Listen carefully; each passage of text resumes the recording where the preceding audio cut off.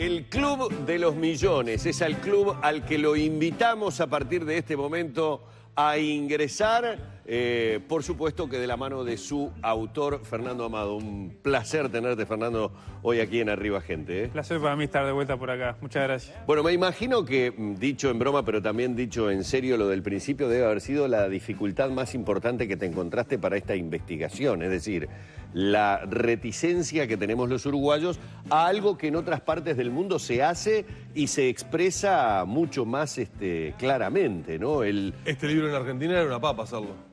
Claro, más o menos. levantan Las la mano. idiosincrasias son muy distintas, Son distintas, ¿no? Sin duda que fue uno de los primeros. El primero fue en realidad tomar, digamos, contacto de cuánto estamos hablando, cuál es la cifra, ¿no? Para a partir decir, de cuánto, para decir que en soy Uruguay, millonario. más que millonario, rico, ¿no? Porque millonario, vos tenés 3, 4 millones y sos millonario, de dólares, ¿no? Claro, de dólares. El tema es, y la lupa, digamos, el objetivo del libro, el zoom estuvo puesto en tratar de encontrar a aquellos ricos estructurales, ¿no?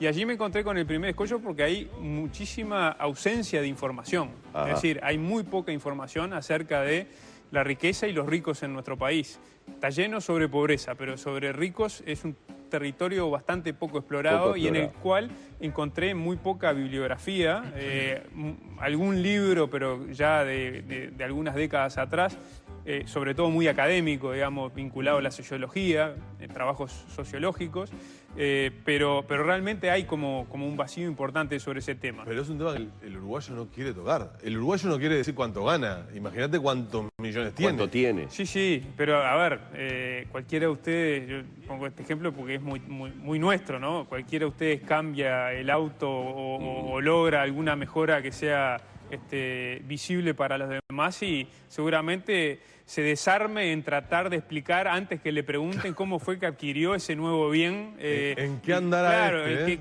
si fue en cuota, si fue leasing, si fue... Y bueno, eso es un poco la idiosincrasia, que no está por eso solo concentrada en aquellos más ricos en el Uruguay, sino que creo que es bastante transversal y nos atraviesa a todos. Para empezar, para hablar de ricos, ¿de cuánto en plata tenemos que hablar? ¿A partir de cuánto? Y patrimonios que superen los 10, 15 millones de dólares, ¿no? En Uruguay. Me pasó el agua. Sí. ¿No llegás? No llego, no. 10, 15 ya no llego, no. Creí que era más...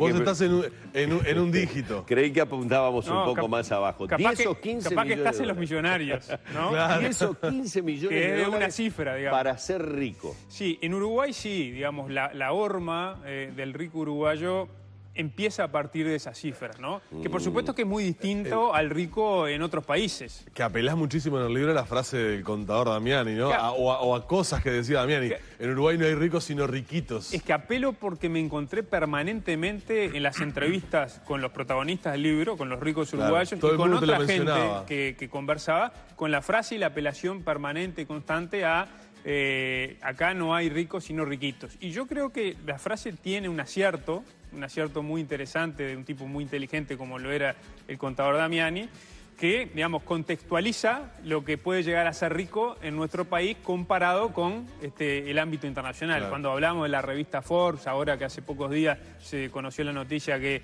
Bill Gates pasó a un segundo lugar porque le superó el español dueño de las tiendas Zara porque sus acciones incrementaron un 44%, estamos hablando de individuos con patrimonio de miles de millones de dólares. Pero en ese caso es fácil.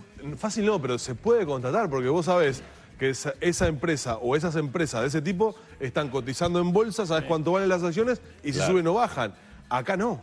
Acá tenés que ir a mirar el IRAE. No, es que acá ni siquiera te diría de que es tan accesible llegar a cotizaciones. A cotizaciones o a datos concretos, sino que más bien hay que manejarse tratando de conversar con los propios protagonistas y con gente cercana a los protagonistas, asesores, gente que estuvo en lugares muy sensibles en el Estado, ¿no? En donde pudo ver lo que son los grandes contribuyentes, etcétera, etcétera.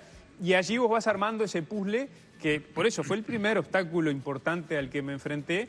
Y luego, después de haber encontrado, digamos, el tamaño de cuánto estábamos hablando para hablar de ricos, había que ponerle rostro a esa riqueza. Ahí va. Y ahí armar, digamos, un poco... No rankeaste. Eso no es un ranking, vamos a aclararlo. No es un ranking por eso mismo. O sea, para mí una cosa muy importante en cada una de las investigaciones es la seriedad y la objetividad. Y Y allí yo me encontré que no tenía el sustento y el respaldo de evidencia empírica como para poder decir, bueno, armo un ranking. O sea, tendría que haber sido un ranking a olfato y eso no es mi estilo. Entonces, digamos, lo que sí podía con bastante facilidad acceder después de haber hecho la composición de cuánto estábamos hablando, es de quiénes en el Uruguay andan en esas cifras y bueno, a partir de allí hacer una lista para entrevistar, de gente que yo quería entrevistar, y ahí me encontré con dos situaciones, con muchos que para mi sorpresa y digamos y fueron fundamentales para el libro, aceptaron la entrevista y en muchos casos se abrieron muchísimo las entrevistas, hablaron de todo un poco, dejaron, yo diría, de que me metieran en su intimidad. Te aportaban cosas de ellos, pero también de sus pares. Totalmente, o sea, ahí también vos vas armando la película, porque aquello de que se conocen entre sí es una realidad, como también ustedes se conocen entre sí, entre los periodistas, porque viven en el mismo microclima, de repente coinciden en un emprendimiento periodístico, y ellos pasa lo mismo, incluso es natural de que hagan hasta algún negocio juntos, ¿no? Entonces, ellos tienen muy calados, si se me permite la expresión, a sus pares, ¿no? Y qué espalda económica tiene o qué espalda económica pueden llegar a tener, porque también saben qué patrimonios tienen y saben qué negocios han podido emprender a partir del resto económico que tienen. ¿Y qué tope tiene Uruguay? Es decir, eso está bueno. Si tuviéramos que hablar de él o la rica más importante del Uruguay, ¿en qué tope estamos? Bueno, en Uruguay hay algunas fortunas, pocas, que superan los 200 millones de dólares. ¿Más de eso no? ¿Nada más? No, nada más. Digo, perdón, disculpen que diga nada más, a más de uno debe estar pegándole una patada al televisor. Pero ¿saben por qué? Porque, por ejemplo, el otro día, hace 2 días atrás, la noticia era que el mexicano Carlos Slim, que fue el hombre más rico del mundo durante mucho tiempo, había tenido en este último tiempo una pérdida del 17% de su fortuna. Esa pérdida era de 15.000 millones de dólares y no le preocupaba mucho. El 17%. 15.000 millones de dólares era lo que había perdido y me decís que en Uruguay el tope sería de 200 millones. Claro, pero aquello, por eso ahí se aplica con mucha utilidad la frase de Damiani, es decir, cuando hablamos de los ricos en el mundo, estamos hablando de esas cifras, estamos hablando de miles de millones de dólares. En el Uruguay estamos hablando de centenas de millones de dólares. 200 millones de dólares, ¿y en qué rubro? No es para descubrir la persona, sino para saber a qué se tendría que dedicar uno. La verdad que variados, o sea, y esa es otra realidad interesante con la cual me topé. Hay, digamos, fortunas en el Uruguay que no son ya como históricamente eran, ¿no? Que pasaban de generación en generación y que estaban más vinculadas a, yo diría, emprendimientos tradicionales, rubros tradicionales, el campo, la tierra, que, por supuesto que sigue siendo una de las, yo diría, de los activos más importantes porque vale mucho. La agroproducción. Pero en realidad también muchos que se han dedicado a la rama agropecuaria han diversificado. Y muchos que no son del palo de la agropecuaria también tienen algún campo porque termina siendo una buena inversión. Fernando, antes de cerrar la entrevista, hay 2 cosas que a mí, por lo menos del libro, te quiero preguntar.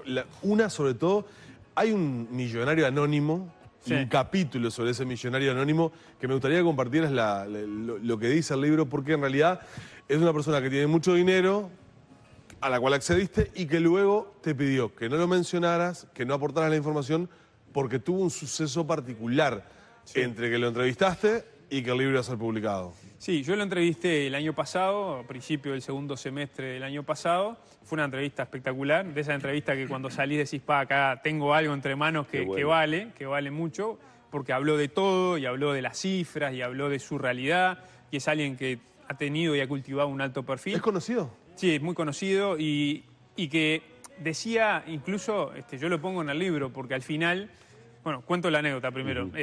Hice la entrevista, a fines del año me llama, muy preocupado, porque había tenido una situación de violencia, habían tratado de secuestrar a uno de sus hijos cuando llegaba al colegio. Y bueno, evidentemente hizo un repaso de todas las cosas que podía haber hecho y que podían llegar a tener alguna consecuencia o generaran peligro. Y una de las cosas era aquella entrevista que habíamos tenido en donde habíamos hablado a calzón quitado, como se dice, de cifras, etcétera, etcétera. Entonces, él en ese momento me pidió que si podía evitar hacer mención a las cifras. Después pasó lo de Milvana Salomone. Y eso agudizó, digamos, el estado de sensibilidad general y particular, obviamente, de este empresario, que cuando liberan a Milvana Salomone al otro día, se contacta conmigo pidiéndome que no incluya directamente el testimonio en general. Después de haberle comentado que no era lo que habíamos hablado, etcétera, etcétera, y que además estamos hablando de alguien grande que sabía perfectamente a lo que se enfrentaba, etcétera. La verdad que a mí me puso en un momento en un aprieto, yo diría, ético y moral personal, Claro, de la responsabilidad de publicar una cantidad de cosas y que después pueda llegar a haber alguna represalia. Al final encontré un jeito, digamos, para incluir, porque me parecía muy valioso su testimonio. Entonces aparece pero sin el nombre, y es un hombre que ha logrado amasar una fortuna de $60 millones, que es muchísimo dinero para las fortunas uruguayas, y que habla de todo, bajo el empresario que no quiso dar el testimonio, pero bueno, fue un poco la forma que encontré de incluirlo. Lo que habla también, digamos, de ese miedo o de algunos de los miedos que tienen aquellos que tienen mayores fortunas en nuestro país. Tenemos que ir despidiendo a Fernando. Se le enojó Salayeta que lo incluyó. Sí, también. Salayeta... Y sí, lo que pasa es que aquello del bajo perfil, aquello de esconder la leche es algo que está presente, lo dicen ellos mismos. Hay uno de ellos que dice, bueno, nosotros lo que pasa es que tenemos que esconder la leche por aquello de que la idiosincrasia uruguaya muchas veces castiga el éxito económico y como que hay que mantener el bajo perfil. Acá están, en el Club de los Millones de Fernando Amado, a quien hemos tenido invitado hoy por algunos minutos, aquí en Arriba Gente. El agradecimiento por haber venido. No, muchas gracias a una vez ustedes. más. Gracias a ustedes. ¿Cantor de tango alguno millonario hay en el libro? No, no hay. Va por mal camino, ya le voy diciendo. Vamos cerrando. Está complicada.